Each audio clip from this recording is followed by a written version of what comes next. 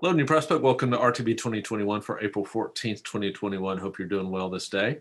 Hope you've had a great start to the day. So we've got some great text today that could take a while, but we're not going to take as long as we could on these. But we've got Leviticus 18 today, then Psalm 22, one of the most important Psalms in the entire book of Psalms, I think, at least for the New Testament writers. We're beginning the book of Ecclesiastes today. And that's Ecclesiastes chapter 1, and then we have First Timothy chapter 3. So why don't we just dive right in with Leviticus 18. So we're in the heart of the Holiness Code. Remember what the Holiness Code is.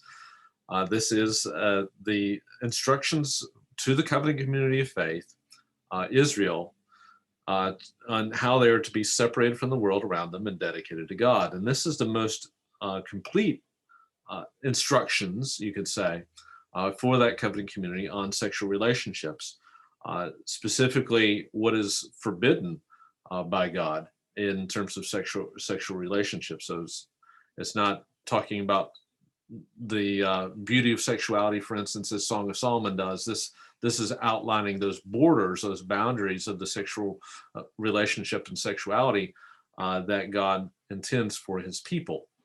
And of course, the ultimate purpose is given in verse 30.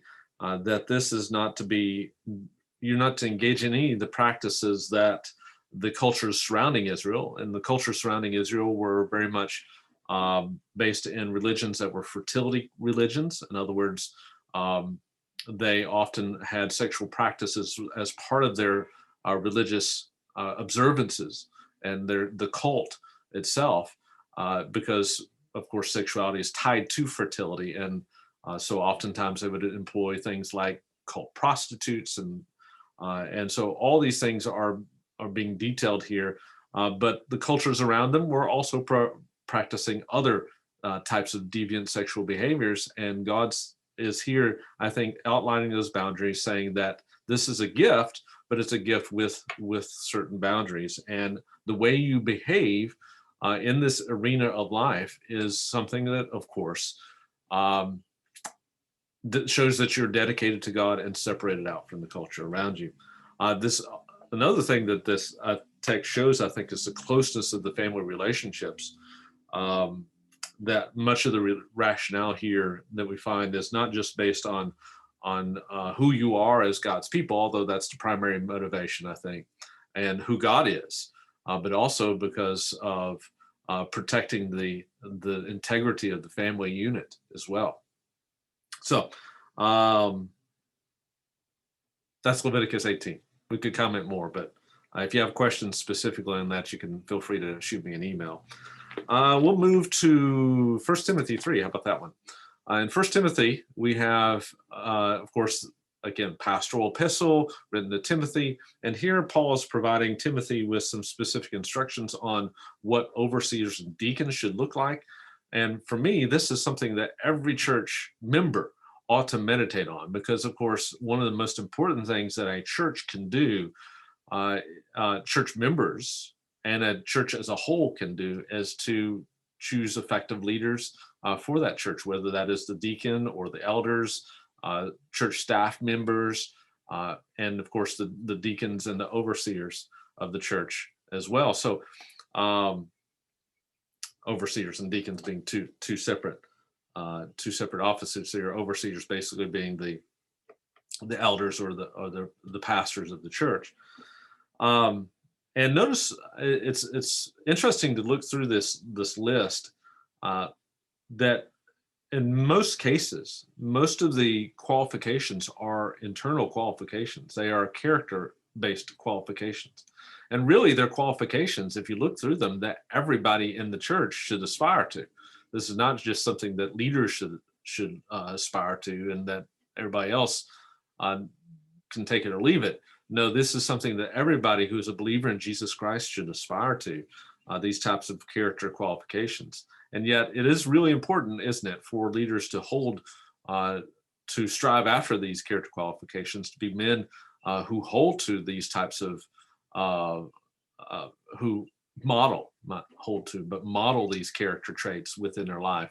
Whether it's, for instance, not being fond of sordid gain, or not being addicted to much wine, not being to be men of dignity, as in talking about the deacons, or if you're looking at uh, the the qualifications for elders, being gentle and peaceable, not lovers of money, and these types of things.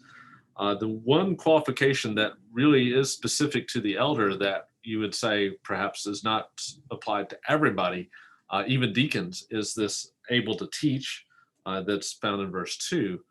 That's a specific role of the elder, right? Is the pastor is one who should be able to teach the word of God and expound on it, to apply it to the life of the church body. Um, One more comment on 1 Timothy 3 here.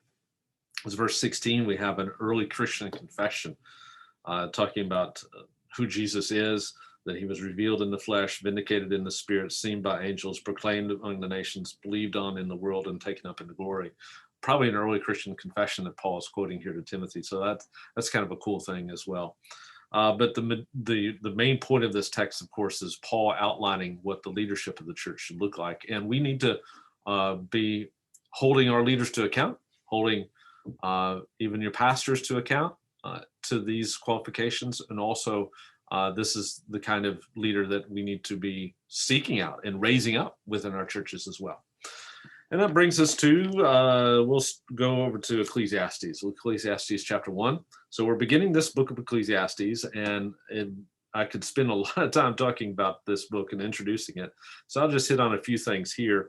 It begins the words of the preacher, the son of David, king in Jerusalem. Now, traditionally, this has been a book ascribed to Solomon, and there are still many who hold to this, although it doesn't specifically identify him as Solomon. So it's not a test of orthodoxy for me. But as you read through the book, it does seem that much of what this author describes fits with the character traits of Solomon and some of his experiences in life. But at the very least, what we can say is this author presents himself as one who has lived life and is instructing those who are coming after him on what their purposes of life should be on. Ecclesiastes for me is one of those books that it's one of the most relevant, I think, books just on the surface level of all the books of the Bible, frankly. And it's one of the books I think that is perhaps one of the best books to take non-believers through, because it speaks to a universal desire of all people, and that is to have purpose in life. And this is a book that meditates on that purpose. And of course, the world around us, it seeks out purpose in all different kinds of things, even as this author of Ecclesiastes, who we will call Koheleth, that's basically what the preacher here is in the Hebrew. Preacher or teacher, literally in the Hebrew, is Koheleth, or one who summons an assembly. And he is speaking about where to find this kind of purpose in life. And it's a dark book. As you read through the rest of this book and coming days, you'll notice this to be a pretty depressing book, and yet it is very much realistic to the world around us and our experiences. And you get introduced in this first chapter to some of the main themes in the book. Of course, it begins famously, vanity of vanities, all is vanity. I'll get to that idea of vanity in just a minute. And then it says in verse 3, what advantage does man have in all his work which he does under the sun? That word advantage is a word that's used, I think, some 18 times in the book, something like that. And this is what this author is seeking, right? It's a word that we can translate profit, yetter, in the Hebrew. It's the idea of something gets you ahead in life, something that brings meaning to life.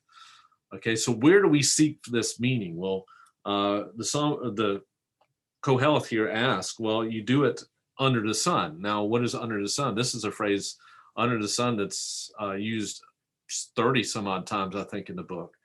And this shorter book, right, of 12 chapters. Under the sun refers to the world of space and time, the world that we experience around us, right? And it's that second qualification, time, that gives people problems, right? Because time is fleeting, time is passing. And as he experiences things in space and time, and he seeks profit or advantage in space and time, ultimately what happens is he finds vanity. Vanity here is not meaningless. It's not meaning. These things aren't meaningless in and of themselves. It's meaningless in that they are ultimately passing. So those are the three key words to notice. Even in these first three verses, you find the main themes, what we would call a liet vert or leading word in the text. We find those three leading words or phrases in the text that become major themes throughout the rest of the book and key you in to what is the theme of the book. This search for true meaning and purpose in life. And can it be found? Well, it starts pretty dark, doesn't it? That maybe it can't be found, that there is a vanity of vanities. All is vanity, as verse 14 says, all is vanity and striving after the wind. Gives you an idea of what vanity is, by the way.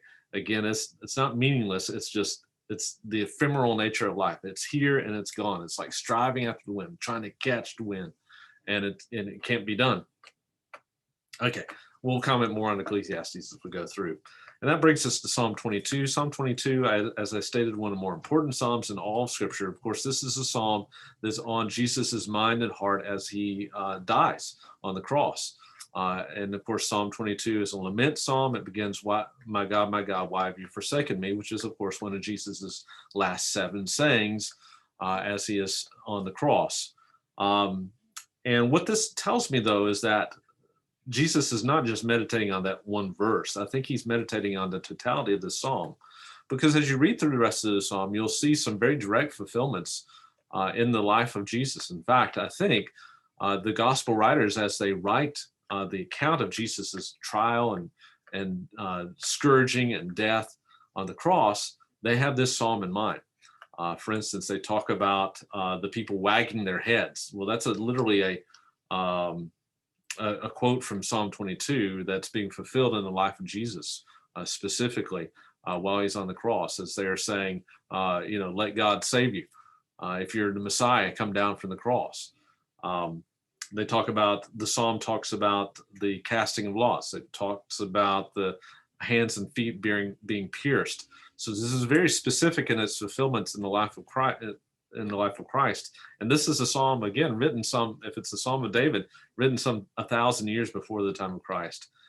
And yet, one of the things I love about this psalm is because it's a lament psalm, it ends with a confession that God is going to ultimately deliver the psalmist. And I think Jesus, as he is dying and seeing this psalm reflected and fulfilled specifically in his life, he's also meditating even as he cries that cry of dereliction, my God, why have you forsaken me?" It shows the very real suffering of Jesus, right? It shows the very real infinite amount of God's justice being poured out on him. But at the same time, I think he's also meditating on ultimately God's vindication and victory through his cross and ultimate resurrection. And in that resurrection, he does have victory over all the sin and the death the sin that he's bearing on that cross. So it's a wonderful, wonderful text. I encourage you to meditate on Psalm 22 and to just marvel at how this is fulfilled in the life of Christ on this day, April 14th, 2021. Hope you have a great rest of the day.